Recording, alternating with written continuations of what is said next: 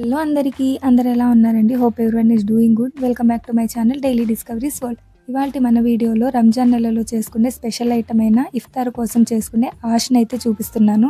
దీన్నైతే తెలుగులో గంజి అని కూడా చెప్తారు. సో ఈ ఆష్ని బూందీతో కనుక సర్వ్ చేసుకుని తింటే చాలా అంటే చాలా టేస్టీగా ఉంటుంది అనమాట. సో దీని ప్రాసెస్ ఏంటనేది నేనైతే చూపిస్తాను, ఫాలో అయిపోండి. సో ఇప్పుడు ఆష్ ప్రిపేర్ చేసుకోవడానికి కావాల్సిన సింపుల్ ఐటమ్స్ వచ్చేసరికి సూజీ అండి. మనం తెలుగులో అయితే ఉప్మా రవ్వ అంటారు కదా. నేనైతే ఇక్కడ 1/2 kg వరకు ఉప్మా రవ్వనైతే తీసి ఒక కప్లో పెట్టుకున్నాను. అండ్ అలాగే ఒక కప్లో నేను ఆయిల్ కూడా యాడ్ చేసుకున్నాను.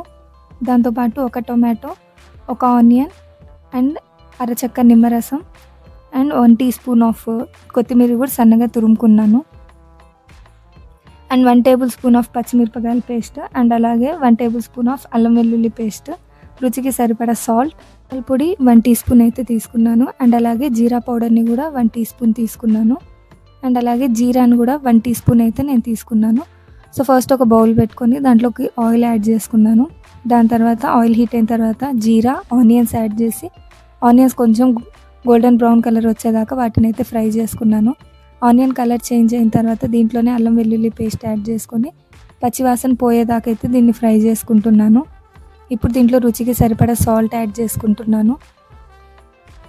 దీంట్లో మనం తీసుకున్న టమాటోని చిన్న పీసెస్గా స్మాష్ చేసుకున్నాను. నేను దీంట్లోకి అది కూడా యాడ్ చేసుకుంటున్నాను. ఇవి మొత్తం కలిసేదాకా ఫ్రై చేసుకున్న తర్వాత దీంట్లో 1 టేబుల్ స్పూన్ ఆఫ్ పచ్చిమిర్చి పేస్ట్ని కూడా స్పైసీ కోసం యాడ్ చేసుకున్నాను. దీంట్లో మనమైతే కారం యూస్ చేయమండి, పచ్చిమిర్చి ద్వారానే మనకు స్పైస్ వస్తుంది. అండ్ ఇక్కడ ధనియాల పౌడర్, జీరా పౌడర్ యాడ్ చేసి ఇవన్నీ ఇంగ్రీడియంట్స్ దాంట్లో కలిసిపోయేలాగా మిక్స్ చేసుకోవాలి. అండ్ ఇక్కడ వాటర్ రేషియో వచ్చేసరికి 1 కప్ ఆఫ్ సూజీకి 12 కప్స్ ఆఫ్ వాటర్ అనేది యాడ్ చేసుకుంటున్నాను. వాటర్ మరిగేదాకా మూత పెట్టుకున్నాను. సో వాటర్ అయితే ఇలా మరుగుతున్నప్పుడు మనం దీంట్లోకి ఇప్పుడైతే మనం సూజీ రవ్వని యాడ్ చేస్తామన్నమాట.